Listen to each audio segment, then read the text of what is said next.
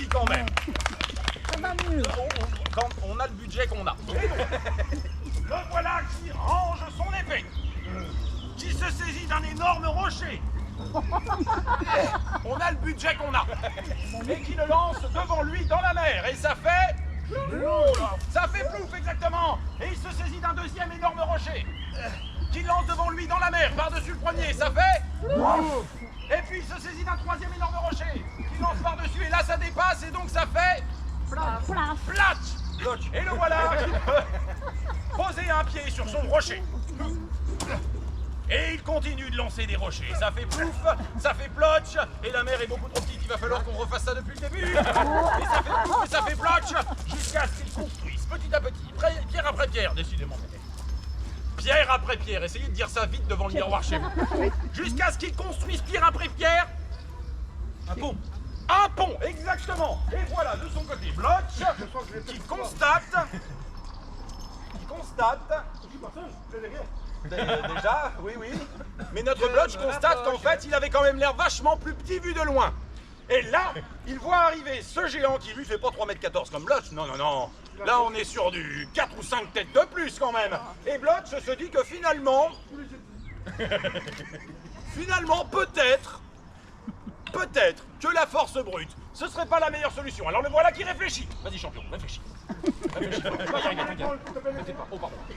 Tu vas y arriver, t'inquiète pas. Attention, salis pas ton pantalon comme l'autre fois, hein. Ça va aller. Hop, attention.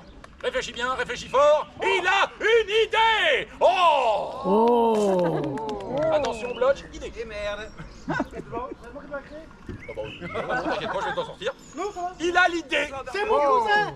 De se déguiser en minuscule bébé. Et donc il va nous falloir un truc pour le déguiser en minuscule bébé, je sais pas, une cape, un truc, un machin. Hop, a-t-on une écharpe ou un machin du genre? Tu as? Ben, magnifique. Je savais que j'avais perdu. Hop là. Et le voilà qui se déguise en minuscule bébé. J'ai bu que du café. Qui se déguise en minuscule bébé de 3,14 m. Et là arrive Renaud, sous les applaudissements de la foule. Pas tout de suite. Et Renaud, que découvre-t-il en arrivant? Un bébé de 3,14 m. Et là, Renaud réfléchit.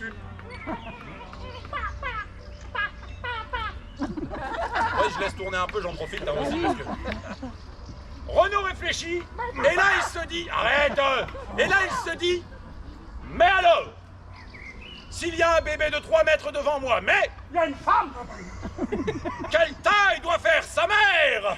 Mais quelle taille doit faire son père? Quelle taille doit faire tout son clan? Imaginons qu'il soit 12. Moi je suis seul, et le bébé est presque aussi grand que moi. Alors là, Renaud, devant l'inéluctable, décide courageusement de repartir d'où il vient en pétant son pont derrière lui. Goodbye. En cassant son pont, voilà, attention, il le fait bien, on applaudit Renaud. Et c'est alors que Blotch révèle le poteau rose. On va le refaire juste pour mon propre plaisir. Il révèle le poteau rose. J'ai eu peur qu'il baisse son froc quand même. Et donc, le voilà qui avait réussi, pour la première fois de l'histoire des géants du froid du givre, à vaincre plus grand et plus fort que lui. Non pas à la force de ses muscles pourtant impressionnants, mais bel et bien à la force de sa ruse, mesdames et messieurs. On applaudit Blotch. On applaudit Renaud. On applaudit Fabrice qui avait donné la bonne réponse tout à l'heure. Et bien évidemment, on entend la mer et les mouettes. Merci beaucoup. Gardez donc un dernier applaudissement pour vous-même, car si vous n'étiez pas là, ils auraient l'air de deux andouilles à gesticuler tout seuls. Merci beaucoup. Mon nom est Jean Alberti, c'est Monsieur Lien Contrat, mais vous pouvez m'appeler J'en sais rien. Et surtout, on se retrouve plus tard. Je vous fais des bisous. Salut les gars.